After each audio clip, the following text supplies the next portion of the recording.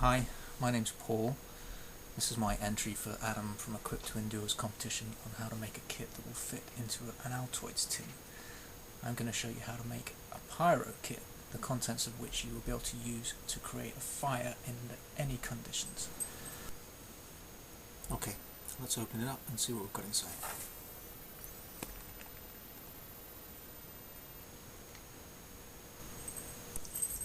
Stormproof matches, also known as lifeboat matches. Now, I'm not a real big fan of matches. They're unreliable and they're a limited resource. If you absolutely have to use matches, these are the ones you want to use. If the conditions are so wet that you absolutely cannot find any dry tinder of any kind, then these will usually burn just hot enough and long enough to get some very thinly split kindling twigs going. Don't forget that these are safety matches, so you will need a striker. The brand I buy from Industrial Revolution come with spare striker patches, which is a nice touch. I've glued one to the inside of the lid to guarantee that I don't lose it.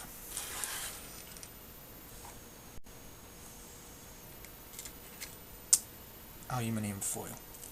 Now this stuff is great. It takes up next to no space and has a variety of uses with fire starting. You can use it to form an ad hoc windbreak to protect your initial flame, or perhaps as a base to reflect the heat for a fire built on packed snow, as Adam demonstrated in his winter fire building video.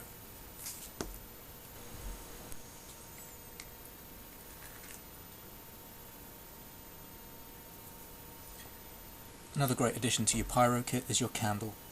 Here I've shaved this one into a squared shape to conserve space a little bit. As long as you can protect the flame from the wind, the candle is a great way to maintain a flame until you can get your kindling going.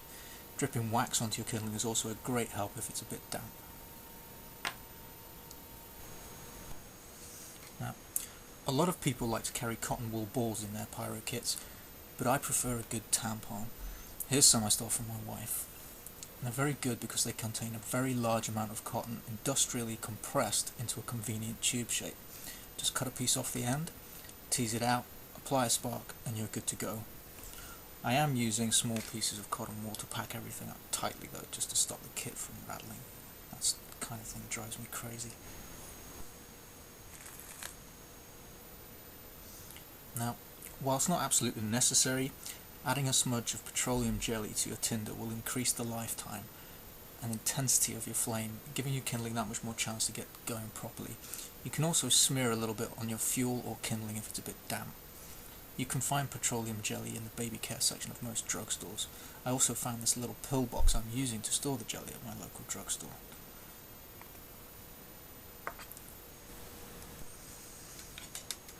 Obviously no pyro kit would be complete without a decent ferro rod. I use this Exotac Nano Striker for a variety of reasons. It's completely self-contained and has a very good striker built into the end. It's also sealed with rubber O-rings, which means that any potential corrosion problems are eliminated. Although it's expensive compared to your typical Light My Fire type ferro rods, around $25, you can buy pre-threaded replacement rods for it for around $4. So I would expect it to even out over its lifetime. And given the quality of workmanship, as long as you don't lose it, you should expect it to last you for a very long time.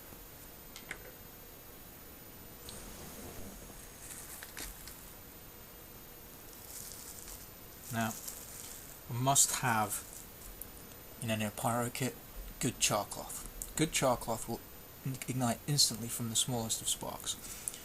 There are a lot of good tutorials available online on how to make char cloth. One of the better ones that I use is from Mungo Says Bar.